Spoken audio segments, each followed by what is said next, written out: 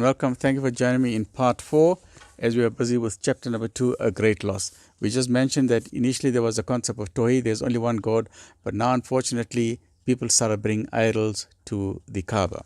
Right, let's continue with chapter number 2. In this fabulous book by Martin Lings, Muhammad Sal'lal'laa'hu wasallam, his life based on the earliest sources. The idolaters claimed that their idols were powers which acted as mediators between God and men. As a result, their approach to God became less and less direct, and the remoter he seemed, the dimmer became their sense of the reality of the world to come, until many of them ceased to believe in life after death. They lost the purpose and meaning of life. Whereas Islam gives absolute clarity why we are here, what we are supposed to be doing here, why is the suffering, what happens at the time of death, what happens after the death, what is barzakh, what is the intervening period, what is the day of judgment, what happens on the day of judgment, and what is hell and what is heaven, what is the place of bliss and what is a place of misery. Islam gives absolutely clear answers to all of these things. But in their midst, for those who could interpret it, there was a clear sign that they had fallen away from the truth. The truth that was established by Ibrahim alayhi salam, was now being lost. And they no longer had access to the well of Zamzam. So there were two losses. One was the loss of Tawheed, they forgot who is the creator. And secondly, the well of Zamzam was also lost. The Jarhumites who had come from the Yemen were directly responsible. They covered up the well of Zamzam and all traces of it were lost. They had established themselves in control of Mecca, and the descendants of Abraham had tolerated this because Ishmael's second wife was a kinswoman of Jurhum. She was from the Jurhum tribe, from the chief of the Jurhum tribe. But the time came when the Jarhumites began to commit all sorts of injustices. And isn't it strange, when people come into power, they commit injustice. It happens everywhere, in every community. Unfortunately, very sad. When people come into power, initially they're okay, then we start finding injustice and tyranny. And this is what happened with the Jurhum tribe. So they committed all sorts of injustices for which they were finally driven out of Mecca. But before they left, they buried the well of Zamzam. Right? They buried it. Right? Imagine, they buried it, they covered it up. They put all the gold in there, and many years later, thousands of years later, the grandfather of the Prophet ﷺ, he then rediscovered the Zamzam well from a vision or a dream that he had, right? So no doubt they covered the Zamzam well because by way of revenge. But it was also likely that they hoped to return one day and enrich themselves from it, because they buried all the gold there. There's a lot of treasure there. They filled it up with part of the treasury of the sanctuary, offering of pilgrim which had accumulated in the Kaaba over the years, and they covered it with sand. So remember, tribes that were coming from all over Arabia, when they come for the pilgrim, they used to bring wealth, gifts for the Kaaba, and all these gold pieces and all the treasury, diamonds and jewels and rubies were all in the Kaaba. And this Jurhum tribe, they took all the treasure out, they dug it in the well of Zamzam, threw it down and covered it up, covered it with sand, and eventually people then forgot about where it was. So the Zamzam well for thousands of years, no water was coming out. It was blocked. It's like you put a plug.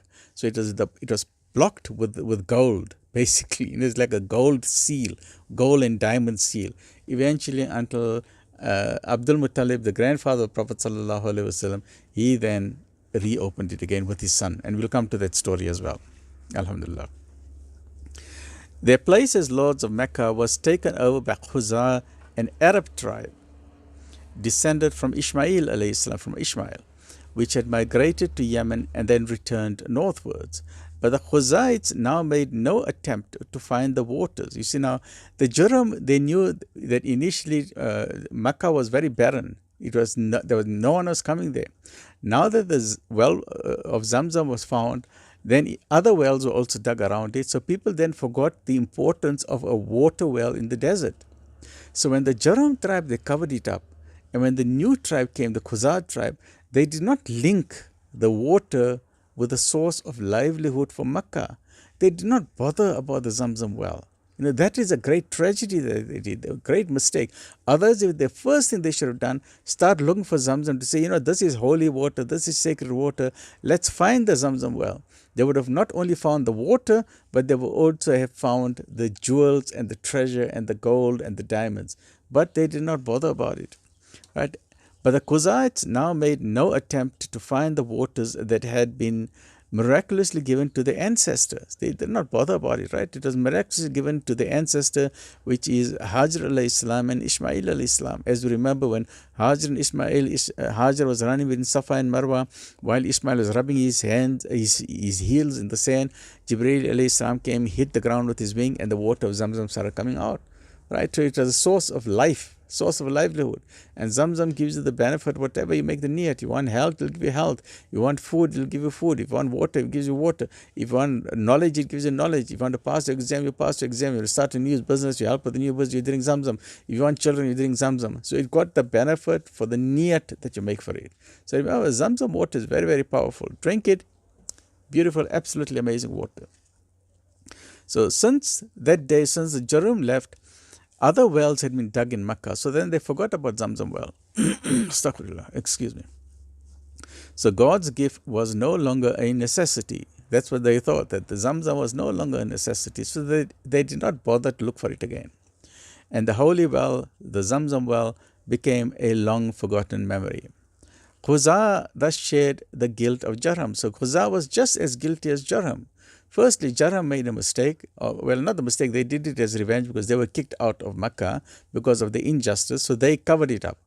But the Khuzā that came, the Khuzā were the descendants of Ishmael, the original heirs of the Kaaba. So they also were guilty because they did not bother to look for the sacred well. You know, as the inheritors of the sacred territory, the first thing they should have done was ensure the sanctity of the Kaaba, and then also ensure the sanctity of the well of Zamzam. But they did not do that. Khuzā thus shared the guilt of Jarham. They were also to blame. In other respects, a chieftain of theirs on his way back from a journey to Syria.